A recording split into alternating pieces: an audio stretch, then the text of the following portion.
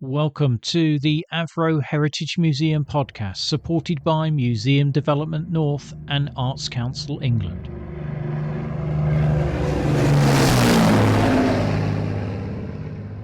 Today is the first of two conversations with Richard Kaberry, one of my colleague volunteers at the museum. In this episode, he'll be talking about a long and varied career in aviation, which started in the early 1980s with a temporary job at Manchester Airport, or as many people still called it at that time, Ringway. Not everybody will know that Ringway had a long connection with Avro, which goes back to 1939. Back then, a building programme had begun at Woodford Aerodrome to upgrade the grass runways to concrete and to construct a new assembly plant. Whilst that work was being carried out, Avro made the decision to establish an experimental flight department at Manchester Ringway in May 1939. Roy Chadwick and his design team had been working on a new twin-engine bomber since 1936 for the Air Ministry. That prototype was built in sections at the Newton Heath factory and transported to Ringway for assembly. The aircraft was the Avro Lancaster, and its maiden flight was from Ringway on the 25th of July 1939. A couple of months later, war broke out, and work was still in progress to concrete the runways at Woodford Aerodrome. So it was decided to continue the experimental flight department at Ringway, and as a result, several famous aircraft made their maiden flight there. The most famous of these was, of course, the mighty Avro Lancaster heavy bomber, which first took to the skies on the 9th of January 1941. The Avro York, Avro Lincoln and Avro Tudor all made their maiden flights from Ringway between 1942 and 1945. In 1943, Avro had taken over new premises at Ringway for the assembly of the Avro York transport aircraft. A special VIP variant of the York was developed, famously used by both the King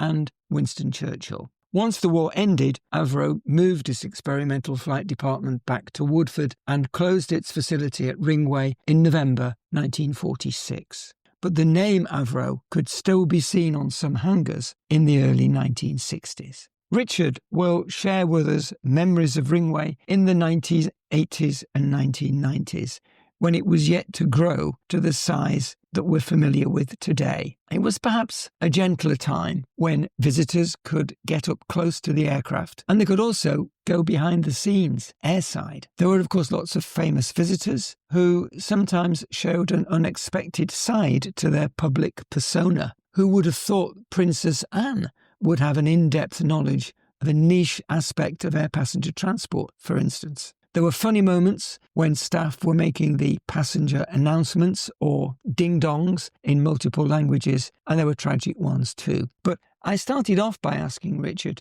to think back to when what he calls the aviation itch first started. I was born in Rochdale in North Manchester, and I was an only child. Unfortunately, my father died when I was still a baby. So I was brought up by my mother and by my aunt and uncle, who happened to live next door and were like a second family to me. I grew up in Rochdale and then moved to Timperley, so from North Manchester to South Manchester. And I think it was probably there that I started to get an interest, particularly in the 1960s, in space exploration, which is what sort of kicked me off into the aviation interest. And any other things that, from where you were living in Timperley, that you used to do? Well, we certainly used to go to Ringway, as it was then, cycle down the lanes, the country lanes, which I don't think exist anymore because everything's been built over. But we used to cycle down the country lanes, my mother and I, and go into the terminal at Manchester, which you could easily do in those days, and look at the aeroplanes. And you could also walk down Pier A and Pier B, as it was then, and get very close to the aeroplanes, which was quite exciting. I think you had to pay a nominal fee. You put a coin in a slot, I seem to remember, and there was some little gates that you went through, and you could literally get within feet of most of the aeroplanes. So that was really exciting. I think I remember those. They were a bit like those gates you used to have on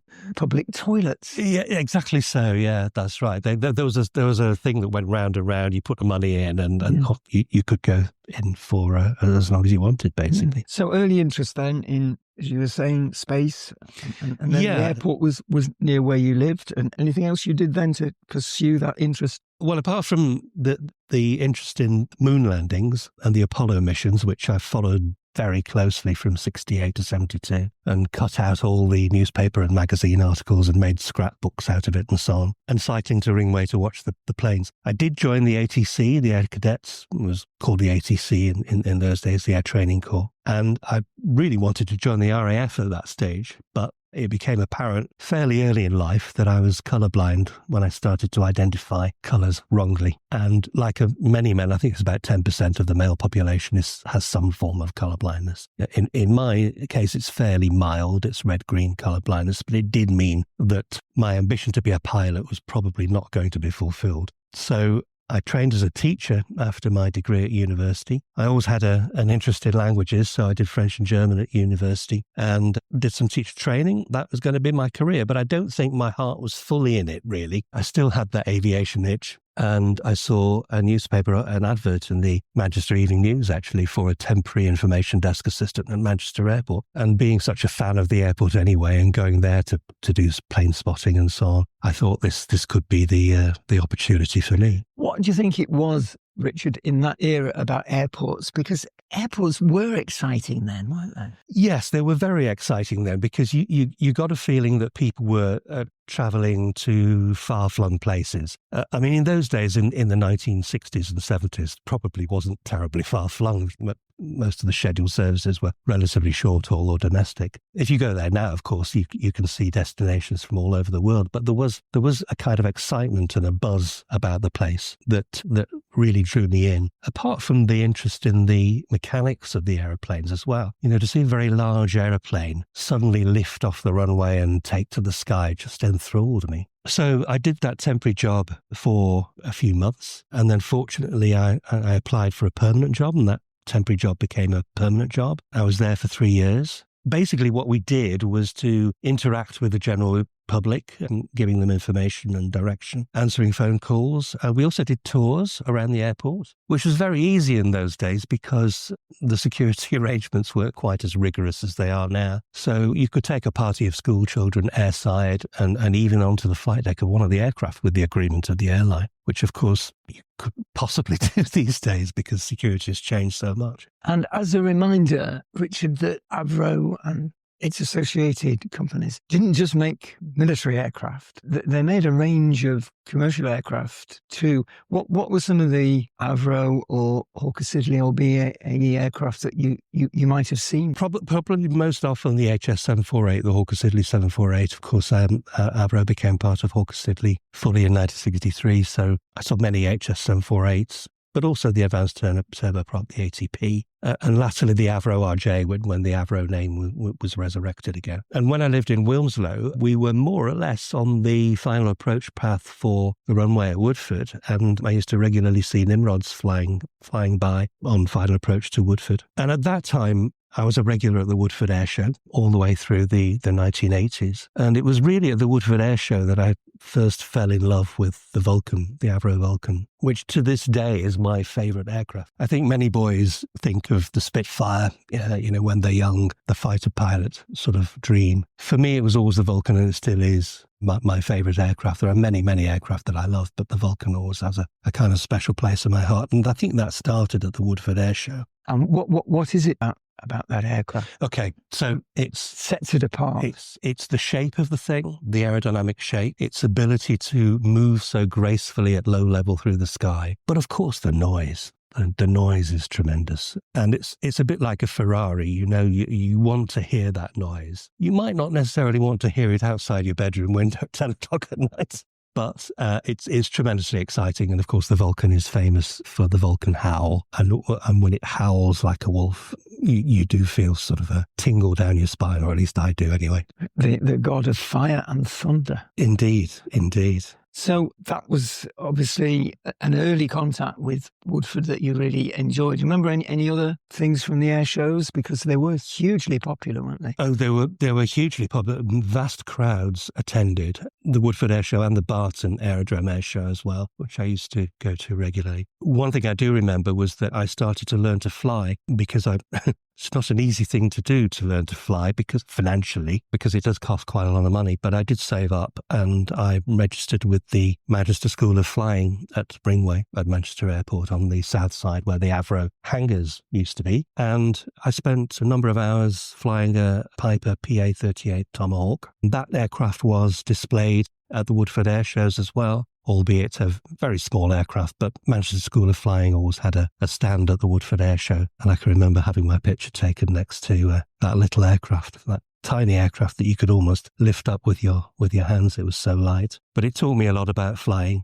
And unfortunately, I didn't have enough hours to do the PPL, so I never got the private pilot's license. But I was a bit short of money in those days and ran out of it pretty quickly. But I really enjoyed that time. I suspect because you had so much contact with the public, it would be a case of all human life is here. Yeah, there were a number of funny incidents, really. We had to do what we call the ding-dongs, the flight announcements. We had to do those in multiple languages. And fortunately, there was a pretty wide cross-section of people on the information desk who could teach us the various phraseology. So I can still remember some of them. The Italian one, for example, tutti i passeggeri per questo volo, which I loved doing. The difficult one was Polish, because LOT, the Polish airline, decided to do a scheduled service to Warsaw, which was fine, but doing the flight announcements in Polish was a real tongue twister, especially when they put it on stand 14, because 14 in Polish is, if I get this right, somebody might correct me, but is czernaście, which is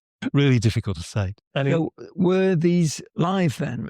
Were some of them pre-recorded? No, this was live. Yeah, we always did them live. And we were always taught, and quite rightly taught, to be absolutely sure what you were going to say before you press that button to say it, because stumbling on the tannoy or the PA system when the whole thing is going out over the whole of Manchester Airport is not something you want to do. But there was one occasion when one of the colleagues of mine, who shall remain nameless, was making an announcement to unite a driver with his passengers who were waiting by his bus. And he was a driver from the Mountain Goat Tours, which I think is based in North Wales, perhaps. Don't remember. This is a long time ago. It's either North Wales or Lake District, yeah. And what she intended to say was, would the Mountain Goat driver please attend his bus? But unfortunately, it came out as, would the Mountain Bus driver please attend his goat, which caused some merriment during the time I was there. And how about famous people coming through the doors of the airport? Yeah, being able to go airside relatively easily was a bonus, because when we knew when people were coming through, for example, we had Bruce Springsteen and the E Street Band came through, and David Bowie came through. And obviously there were crowds landside waiting to catch a glimpse of their idols. But being able to go airside meant you could get quite close to them and up close and personal in some cases. When I was airport duty manager on a short period there, I had to escort Neil Kinnock through the airport. He was a lovely man, actually, very jolly, spoke to pipe all the time, but very happy guy. I also met Princess Anne on 2 occasions at the airport when she came to open various things. And Princess Anne was very clued up about the aviation industry. I'm sure she got a briefing note from somebody, which is probably standard practice, but she really engaged with you in terms of conversation, rather than just saying, hello, what do you do? I seem to remember we had a conversation about baggage handling, which was not something you would expect Princess Anne to know very much about, but she was lovely. So lots of amusing memories and highlights, but I guess some sad ones too. Yeah, the principal one was, and many people will remember this, 1985, the tragedy of British Air Tours flight KT328, which is seared into the memory of everybody who was at the airport on that day, and I was one of them. We have to remember that 55 people lost their lives on that occasion, and we have to remember them and their friends and their family on a regular basis. In fact, it was the 40th anniversary recently. There is a memorial for those people at the airport to this day. But there were many more affected by the tragedy, not least the firefighters who had to attend, some of whom I knew personally, very deeply affected by that tragedy. But some good has come out of it, because the families have campaigned ever since for improved safety measures in terms of aircraft evacuation procedures and firefighting procedures as well. Cabin lighting that people will remember if they've been on an aircraft recently, cabin lighting along the floor of the aircraft. So some good has come out of that tragedy, but it was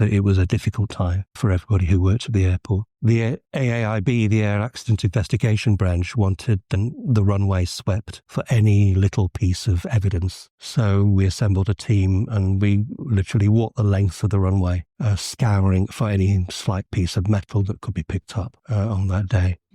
Your temporary job ended up being much longer than you expected, didn't it? It wasn't a temporary job. What did you go on to after? It did. I didn't really expect to spend half my career at the airport, but that's the way it turned out. The temporary job became a permanent job, and then I loved the airport so much that when a 9-to-5 job came up, as opposed to a shift working job, I applied for that initially in operations planning. At that time, the airport was providing various in-house services, particularly in baggage handling, and actually aircraft catering loading as well at that time. So that was a very large section of people, some 500. They all had to be rostered to come in at various times of the day and night in the most efficient way possible. So that was my job, to take the aircraft schedules and try and match the personnel and equipment to the times that they were needed. But of course, ports always work on the basis of peaks and troughs, so that's very difficult to do. But I enjoyed that quite a lot. I then moved on to terminal facilities management when that time Sir Gill Thompson was the chief executive of Manchester Airport. He's a name very well known in the Manchester area. He was an outstanding chief executive, and he was a man with an eye for detail. He used to walk around the terminal with the senior management team, and if there was anything that hadn't been cleaned properly or anything that looked dusty, he would pick it up and give the relevant person a telling off, shall we say. And then for a short period, I was an airport duty manager. That was a job that could either be quite dull, because sometimes it was quiet, particularly at night. We did night shifts from 7 p.m. till 7 in the morning, and sometimes it was very, very quiet at night. But on the other hand, it could be unbelievably stressful, particularly when there were diversions came into the airport. Quite often we had diversions from Heathrow when Heathrow was fogged out, and suddenly Little Manchester Airport, or relatively Little Manchester Airport, was inundated with 747s and DC-10s and TriStars, and we had to find somewhere to put the things. Not always easy. There was one occasion when 2 Concords were diverted from Washington and JFK. They were due to go into Heathrow. Heathrow got fogged out and they came into Manchester. But the passengers stayed on board because they decided that the fog would eventually lift, which it did, but it lifted about 10 o'clock at night. And 2 Concords taking off at 10 o'clock at night make a little bit of noise. And as soon as that happened, the phones started to ring, and you've woken up my kids and this, that and the other. But Concorde it was like the Vulcan, really. It was so noisy. People loved the noise, but not necessarily at 10 o'clock at night. Thanks to Richard for evoking Manchester Airport in a very different era from the present day. Next time, we'll hear from Richard about how he came to start work as a volunteer at the museum, what his volunteering involves, and what he finds rewarding about it. Join us for that episode. If you follow the podcast and have notifications switched on in your device, you should get an alert telling you when it's available. In the meantime, thank you for listening. Bye-bye.